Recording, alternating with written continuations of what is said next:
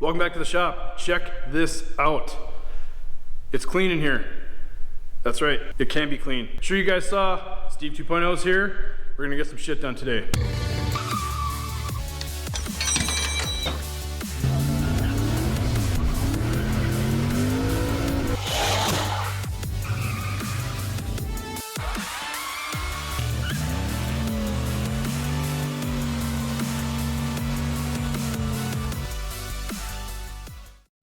Here we are at the bench, and another box from my friends at CX Racing. This here is the last piece I really need to finish the intercooler, or sorry, finish the turbo system. And I guess I alluded to what this is, you all know already.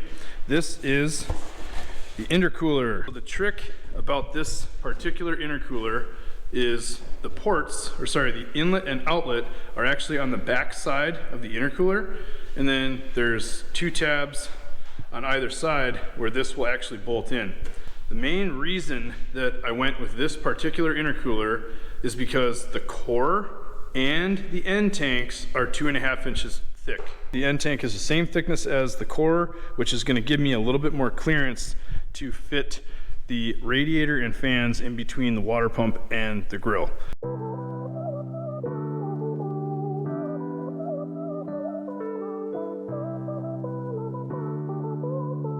So here it is. Here is the radiator intercooler.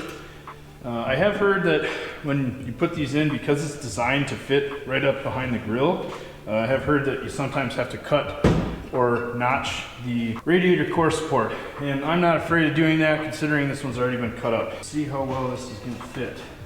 So I can tell we are gonna have to notch a little bit. Not too much, actually.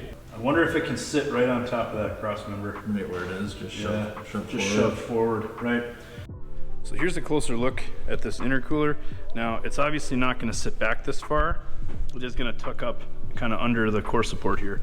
But if you guys see down here, if we make like an angled cut, just like that, at the very bottom of the core support, it's already cut out right here, where previous owner had done some trimming already to fit intercooler pipe. So essentially how this is going to work is the intercooler is going to be shoved as far forward as it can to kind of tuck up right behind the grill and the lower valence. And then because the ports are pointed backwards, the radiator is going to drop and sit essentially right on top of these inlet and outlet. I think we're going to get this center. Actually, that looks pretty good right there. Believe it or not, I'm kind of looking at this edge here and that edge there. We're pretty well lined up. So I think if we go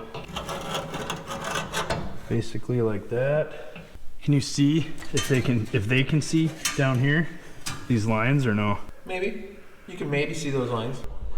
Yeah, that darn turbo, it ruins everything. I'm just kidding. All right, so you guys can see here, there we go. That's the scribe line, and it essentially comes down right from here and kind of hits what's left of this circular opening.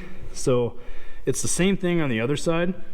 We're just gonna buzz that off and then deburr the edge quick and then do another test fit. Hey, hi-ho, here we go. Yeah, it's my favorite thing in the whole world to get the engine and the turbo and everything in and have everything be nice and painted and all cool, and then have to come back and take the death wheel to something again.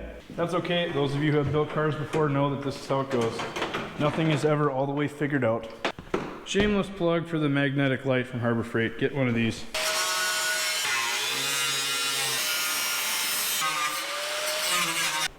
Right, there it is. Uh-oh. Oh, no, okay. Thought we goofed something up there, but nope, nothing to cut. Everything's out of the way. Okay, we'll get in here and deburr this quick, and then we'll do another test fit. Test number 2. See how that works. Whoa, a little bit more. Yeah, I mean, she's right on the edge. You could force her, but I don't think you want to. Oh, okay. Very, very close. We need just a little bit more. Right. I can take probably another width of the cutoff wheel. Okay, test fit number 3. Oh my goodness, look at it. All right, now it's time to sink or swim here.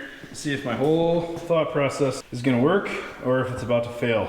You drop the radiator, oops, basically right on top of those ports. Oh, okay. Yep. So we do actually have to notch the upper core support for the radiator because this one is really wide, giving up about 1 inch up top. So let's take the radiator out. So we have as much clearance as we're gonna get, but we do need to notch out the top. So let's do that first, and then get the radiator as far forward as possible and see if we can fit a fan in there. See what it looks like. All right, so we're back. We have spent a ton of time figuring, refiguring, cutting, trimming, and trying a whole bunch of combinations worth of parts. However, I think we finally have this figured out. So to take you back just one step, the intercooler, let's actually pull the radiator out. Yeah. Okay, so the intercooler fits, I'll be honest, this thing fits awesome.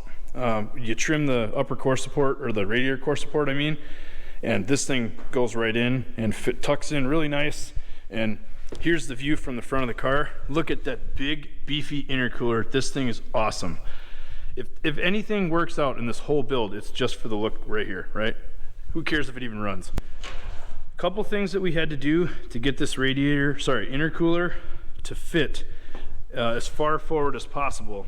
At the very bottom of the valence here, I actually took and bent this over. I folded this edge over so that the intercooler could come a little bit further forward. Also, we had to notch just a little bit right here so that the intercooler could come a little bit further forward. Over here, we were lucky enough that this valence was already rusted right there, so we just increased the clearance there by grinding out a little bit of that rust. Secondly, if we put the radiator back in now, so for this radiator to fit, and this is a KA24DE swap radiator for a 510 from CX Racing, I found out. I got this from Ryan, thank you. You do have to notch the upper core support right here on both sides so that this radiator will tuck up nice and flush, nice and tight. So with this radiator in place, we tried a bunch of different combinations with fans. Here is what we have found that is gonna work. 2 9-inch fans, one of them mounted a little bit higher on the passenger side, and actually higher on the driver's side works better too. Yeah, so we can slide it a little bit to clear that connector. Oh yeah, perfect. So I'm running a single belt setup on this car, so that's the only belt that I have to worry about, and it's nowhere near any of the fans or wiring or anything.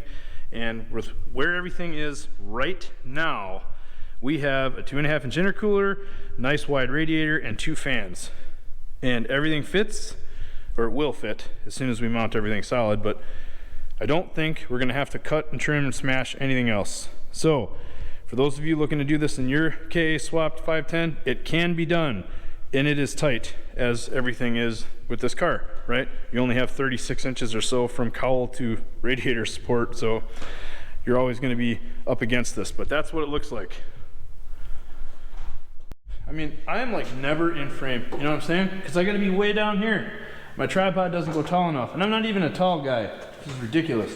Hang on, lower it down here. Okay, so before we go any further and start putting a whole bunch of stuff back on this car, Steve had a suggestion that maybe we should test fit, I don't know, the hood to make sure that it clears with our Genius setup here to make sure we don't have to go further down. So without further anything else happening, we're gonna just lightly zip tie the radiator right in place. Then we're gonna put the hood on here and make sure we can at least close everything. All right. This roof rack is pretty handy as a hood rack. Is a hood rack? Yeah. So if it doesn't fit, like you said, just drive it with a hood up on the roof. Yeah, that way when the cops pull me over, they're like, yeah, you need a hood. Like, it's right there. Yeah, I got it. Yeah. Oh, yeah, we're already below the fender on this side. Oh, okay. So we've got like 1/8 of an inch to the cap. Okay. This is actually sitting a little bit low. There's no bumper on this, so. Ah, right there. It's so hard to see, but if you guys look, we've actually got the tiniest bit of clearance. Sorry. You guys look right there. Okay, so you guys can't see this on camera very well, but just trust me. We got 1/8 and 1/4, 1/8 to 1/4, somewhere in there, clearance to that radiator cap, and I have another option. So what we can also do is we can notch out a little bit of this support here to give us just a little bit of extra clearance to the cap, but in my opinion, that's fine. Hey, you look pretty cool. I think you'd look a whole lot cooler with a little bit of build season merch. We got shop shirts just like this in several different colors. We also have just straight up regular old cotton t-shirts, show off those muscles. 40 different colors on those. See the merch link in the description. We're gonna pop those zip ties and pull the radiator out and get working on trying to figure out a mount for the intercooler. Basically self-tapping that in and call it a day, huh? I think I have an idea. We're gonna dink around with this a little bit and see what we can't get mocked up. We'll come back when we got something to show you.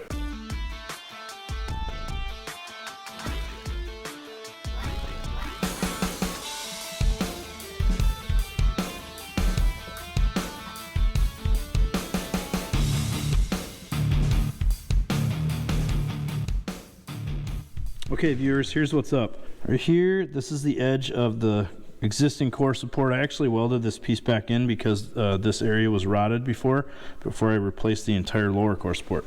So up here, this is the lower tab on the intercooler. I created a 3/4 inch wide by 3 inch long piece of steel here, and I am going to insert this right here and butt weld that to the existing piece right there. So if you see in here, this is the mark where my little piece that I made is gonna fit in there.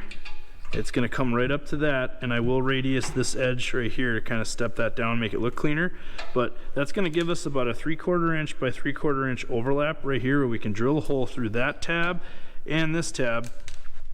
And then using those two tabs as well as the upper two tabs on either side, this intercooler will bolt in with 4 bolts.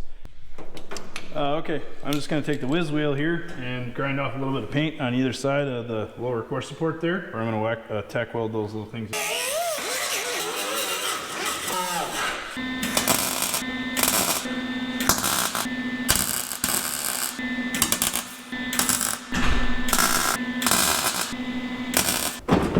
Just about there we go. Good? Yeah, so yeah, and these will kind of tighten up when we, this one's okay, but The other one got a big gap. kinda, not terrible, but this drill bit is way too long for this. Every time I see one of these, I'm like, oh, Christmas tree, oh, right? You guys know what I'm talking about? The drill every size hole bit. Yep. Yeah, you're just gonna have to, I mean, we can take the turbo off, I guess, even though it's technically that turbo is helping us.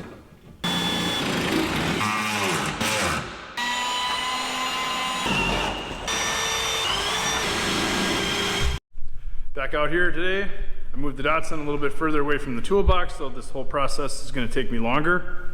I think I'm going to get after making some brackets on this thing today. The intercooler's mounted, I need to get the radiator mounted. So I'll see what I can come up with a simple bracket. Get you guys over here. You guys ever imagine what it's like making videos like this? I mean, think about going out in the garage and trying to have a hilarious conversation with yourself. Well, joke's on you because I think I'm hilarious. Okay, I think we're done with that. Walk over here, get the intercooler, sorry, get the radiator. Walk back over here, put it in the car. So, this radiator actually has 4 threaded standoffs on the front side and on the back side, or what I'm calling like the intercooler side. It also has those. We're not going to use these. I think what I'm going to do is whip up some sort of bracket that catches these 2 bolt holes on both sides and then comes up and connects to the upper core support somehow. Yeah, so the challenge with this particular setup is if you wanted to use those threaded holes, you run into the headlight housing here if you try to use those bolts at the front of the radiator. I think there's just not enough space to drill any holes. You'd end up having to drill a hole through the back plate of the headlight and it would cause all kinds of problems. So I'm gonna make some sort of bracket that captures these 2 holes and comes up here, and who knows, maybe it'll bolt in right here or I'll have to drill another hole through this, but either way, I'll come back when I've got something mocked up.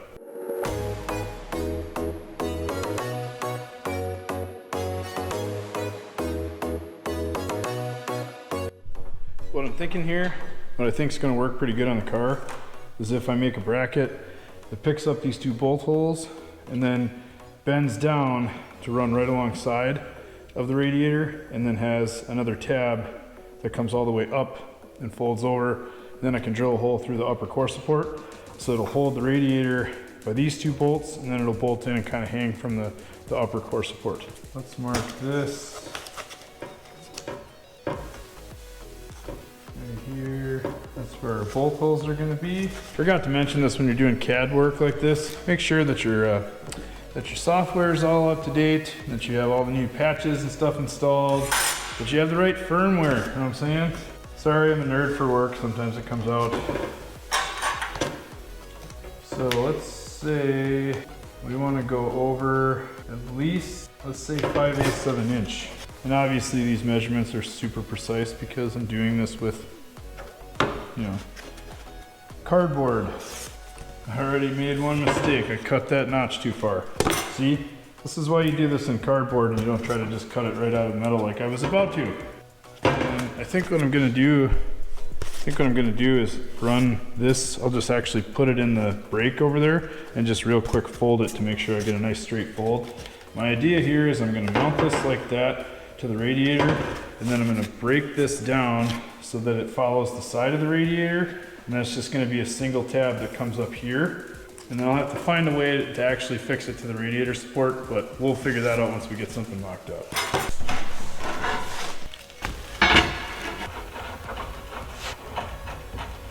This is some super precise stuff.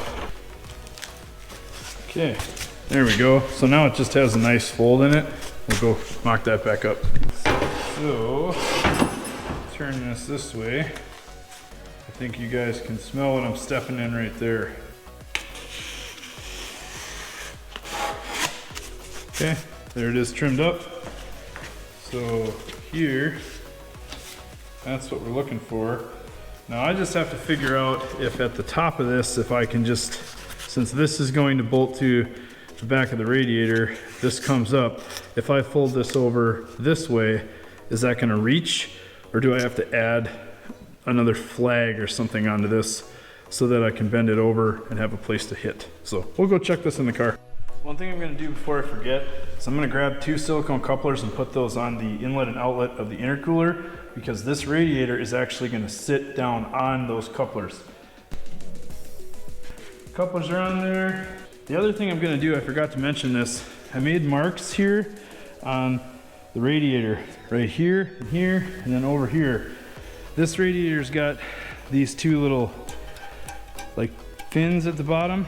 What I plan on doing is just gently, you know, nicking this with the death wheel and folding these tabs flat. That way the flat piece of the bottom of the radiator is resting on that coupler and not just this really sharp edge, so that hopefully that silicone coupler acts as a way to seal the intercooler for boost leaks, but also to provide some vibration resistance and isolation between the radiator and the intercooler so we don't have anything chafing and wearing holes. So here's what I have for a bracket so far. You guys saw this bend right here. So this is the flag I was talking about on the end. So what I'm thinking is if we drill those 2 holes, bolt that to the radiator, fold that down, then, yeah, okay. Yep, so we gotta adjust this a little bit. So this flag cannot be this tall. I think it has to be just up here at the top. So I'm gonna trim that, I'll be right back. Here's the bracket with the little flag on the end. It's gonna mount to the face of the radiator, just like that. And then it's gonna come over here. I don't know if you guys can see that, but there's that little tab right there. And that little tab is gonna punch through the radiator support just outside of the headlight backing plate. So it should work out pretty nice. And I think you're gonna be able to get like a socket in there if we put a bolt in from this side. So that should work just fine. So I'm gonna take this back over to the bench, the welding table I mean. We'll trace this out and then see if there's any way we can't make this any prettier. I almost forgot to check if this works for the other side. Yeah, it does look like it's gonna work. All right, so we have a good template here. We'll see what ways I can clean this up. I think this is a chunk of 16 gauge aluminum. I'm not sure what kind of aluminum it is, but I'm thinking it should be easier to bend this. I don't know that. I know there are certain grades of aluminum that bend better than others. But I think I got this for free, so I really don't know what it's gonna take. I mean, it's like Tuesday night, so I don't know how motivated you guys are to work on your stuff on Tuesday nights, but for me anyway, this will be fine. So what I'm doing here is, since these two have opposite patterns, or you can flip it around and mirror it anyway, what I'm doing is I'm just gonna cut two of them out at once, because I know that this bracket works for both sides. So I'll show you what I mean here. I'm not sure how well you guys will be able to see this, but you can see kind of the hook of this guy. That's the one bracket, and then I took that same bracket and flipped it around, and you guys can maybe see the hook down here. So if I follow these lines, I should be able to make two brackets with minimal waste in the middle.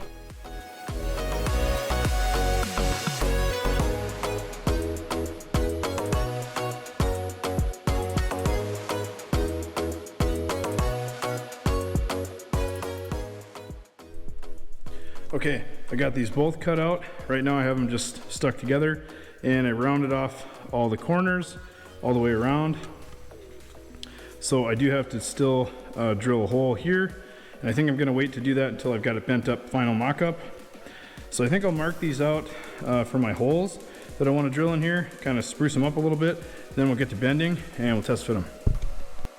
All right, so I got all the holes drilled in here. I'm not drilling these yet. I'm gonna wait till that's on the car. I'm gonna take the whiz wheel here, clean this up just a little bit, and get these bent up, show you what they look like. All right, there we are. There is the bracket. Now it needs a little bit of tune-up, right? It's not bad for being made by hand, but essentially that is how it is going to mount to the radiator, and this bolt right here is going to come back and hit the core support. Back out here next day, here's the brackets from yesterday. Just kind of hit them with the whiz wheel, put some holes in them to whatever, clean them up, make them look better, who knows, they're going to get painted black. I got parts. So in this bag here, -1, so I have to find that. These are the rest of the silicone couplers I think I'm gonna need. Next thing I'm gonna do here is just kind of cut two little notches out of these tabs here at the bottom and fold them flat so that it can sit right over the intercooler pipe.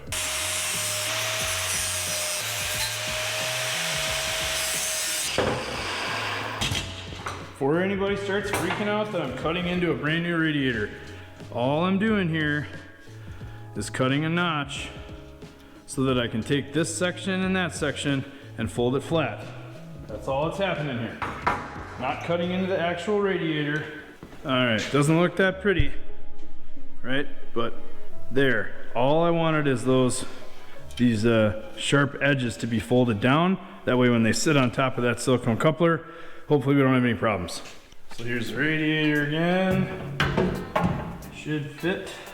So I'm gonna grab those brackets and a couple of bolts, throw the bolts in the radiator here, and then see where I gotta drill a hole for the bracket to go through the core support.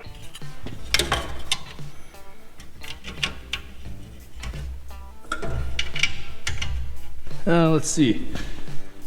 Yeah, okay, you guys can see that pretty well. I think what I'm gonna do to get this started is I'm gonna run a self-tapper through either side to get a pilot hole drilled, and then I'll probably enlarge that and put an actual bolt in there.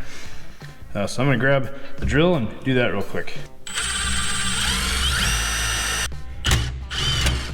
Okay, we'll get the ratchet here and wind these up, but I'm seeing a problem already. I may have to add some more bracketry to hold that thing in at the bottom. So let me tighten these up and we'll see what we get. All right, so after a little bit of figuring, tweaking, shimmying stuff around a little bit, shimmying, wow, English. Here is the bracket, and it's just held in with a self-tapper here right above the headlight. From the front, you can't even see that self-tapper because it's tucked up under the upper core support way up here. That was kind of the goal here, was to try to affix this thing in such a way where it wasn't gonna move.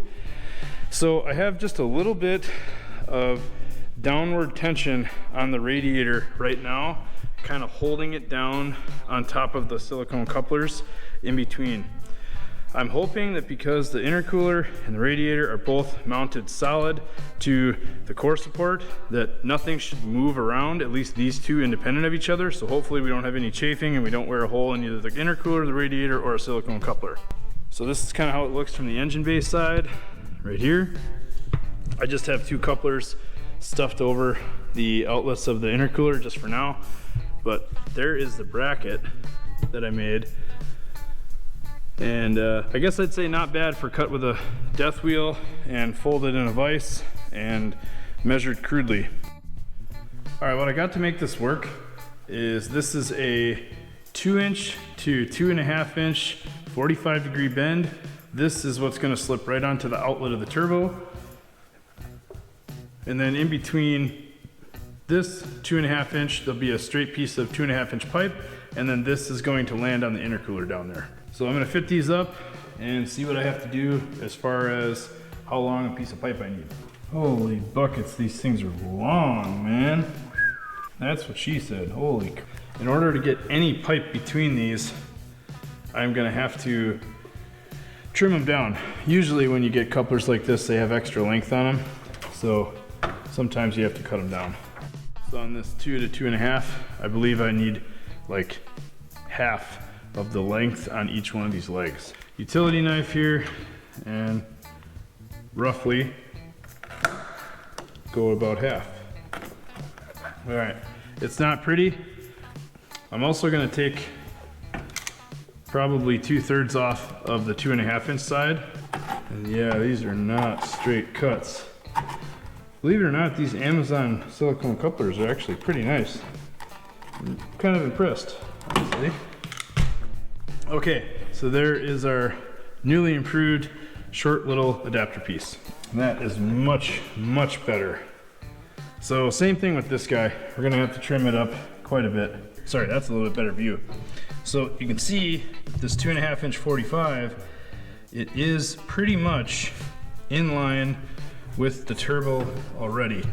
And I don't really know if I have a preference for how this thing is clocked, but it seems like right about there is gonna put that thing in a really good spot. So I have this tiny little piece of intercooler piping left over from the parts that Adair gave me. So again, thank you, Adair. I appreciate it. You're really helping out with this, man. Seriously. Look at this tiny little pipe right here, right? If I shove this up all the way inside this adapter elbow coming off the turbo, it would come almost all the way down to the elbow.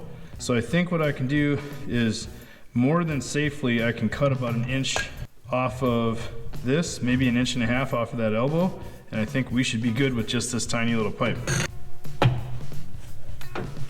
And here is our stubby little piece of pipe that's gonna fit.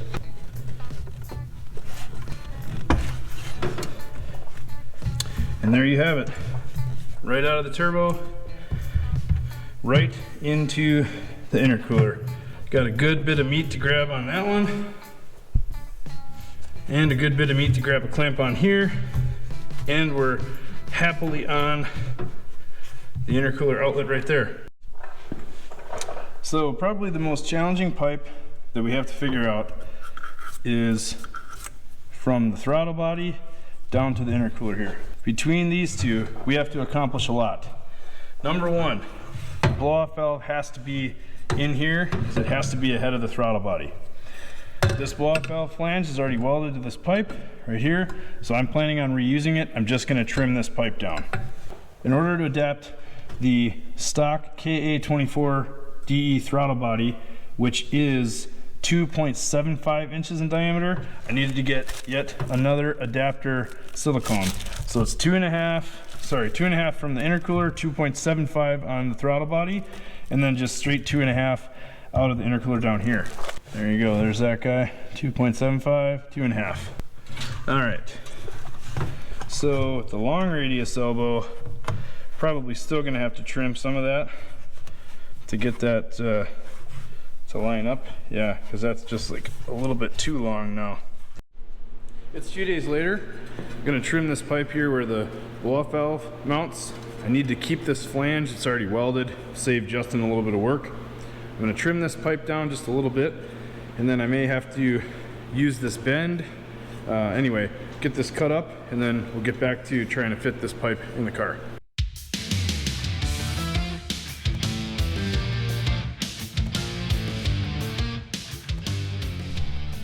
So here's another piece of 2.5 inch I had sitting around.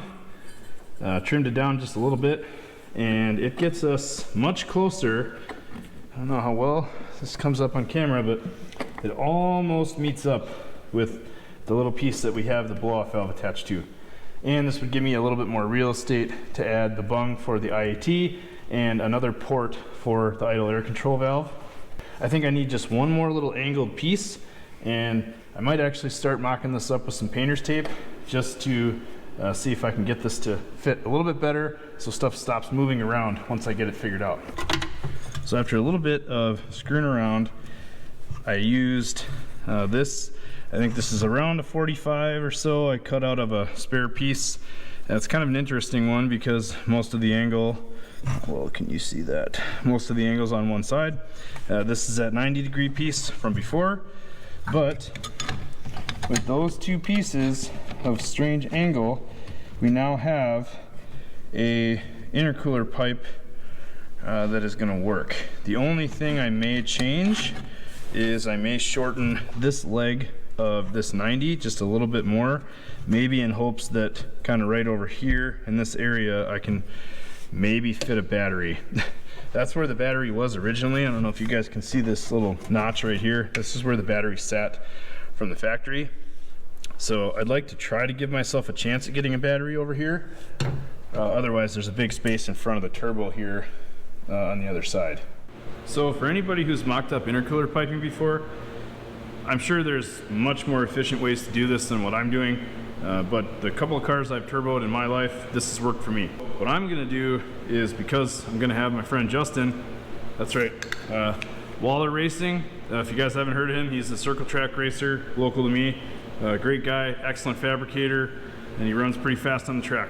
Anyway, what I'm doing is, instead of using a ton of couplers like I was going to before, I just cut up a couple of bends of aluminum here, got them all fit.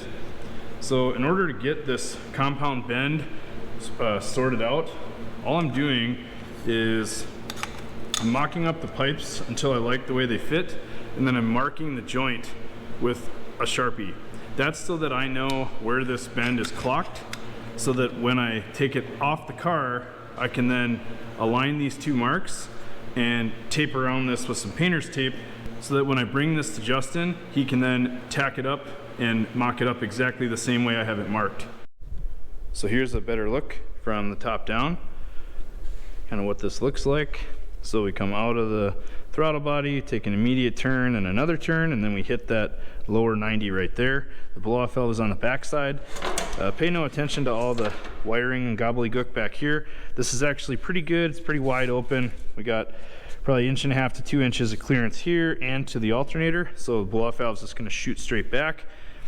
I don't think that should really affect anything here, and I've maintained at least enough space over here to either maybe slip a small battery. Otherwise, I think I can fit a fairly good sized one over there. Might have to modify or fabricate a mount.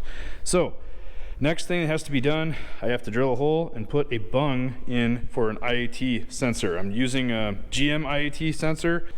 I got these from Amazon. This is a glow shift aluminum welded bung for a GM. It's 3/8 inch NPT. You can get these on Amazon. I think this is $10 for a pack of 2. I'll put the link in the description. So I'm gonna mark out, drill a hole, and fit this thing in there, and then tape it in as well. Then I can bring that whole pipe to my friend Justin for welding.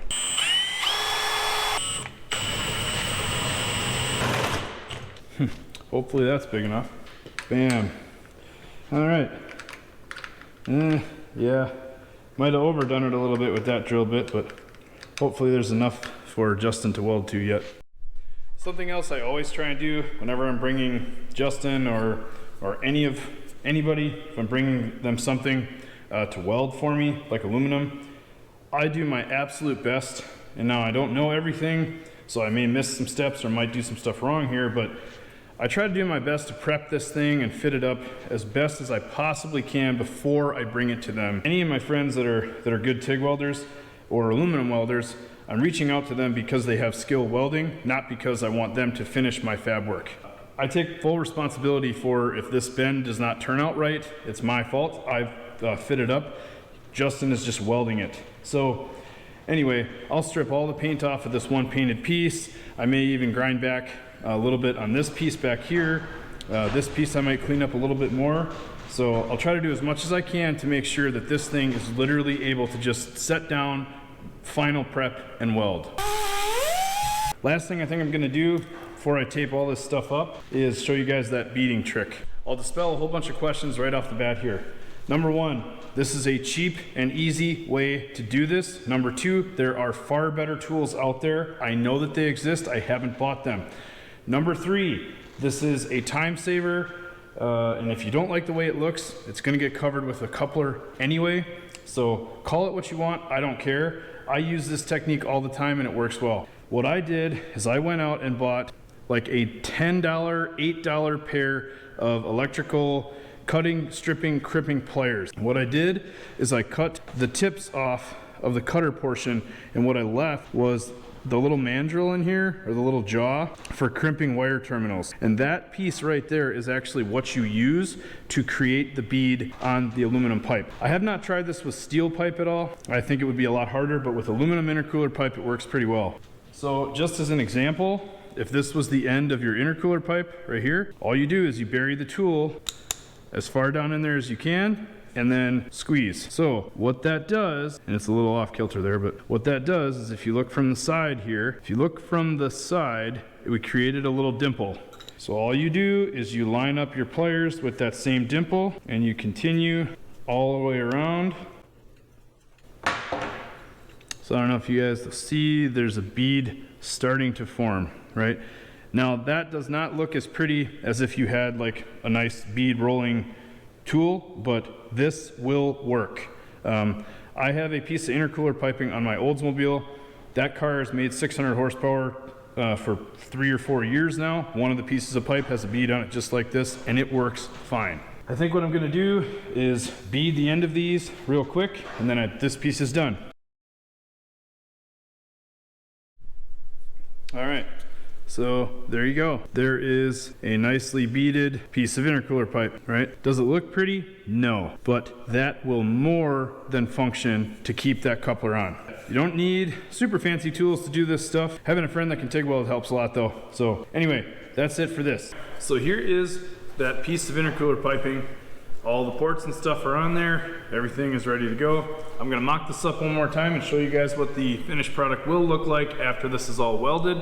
So for any of you out there who are looking for an example of how to do your intercooler piping on your KA turbo swapped 510.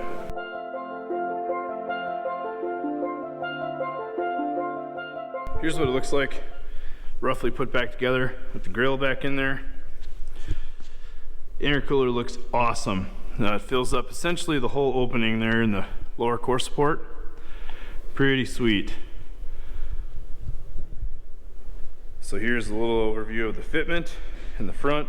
Here's the radiator sitting on top of the couplers down there. Here's a better view from the side. So right out of the turbo, 45 degree into the lower inlet for the intercooler. That's kind of how it looks top down.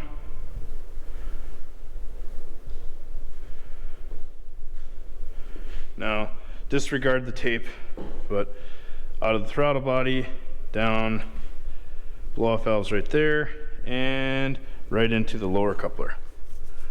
Radiator hoses are going to be fun. I already know that. For those of you wondering how this all fits, here's the KA swap radiator. There is the CX Racing intercooler. I think this thing looks awesome. Looks like that's where I'm going to end this week. The intercooler's fitted, radiator's fitted, and the cold side pipes are all mocked up. Looks like everything's gonna work just fine. Smashing all that stuff into the front of this tiny little car. Last thing I gotta do turbo kit wise is the hot side pipes. After that, we are on to fuel system. I have some parts for that, I just need to order a few more. And then it's wiring and cooling system. I also have to solve that. If you haven't checked out the merch site, I know we only offer 2 items right now, but if you want to support the channel, that's one way to do it directly. For those of you subscribed, thank you so much. If you have not subscribed yet, consider hitting that button. Once again, thank you all, and I will see you in the next one.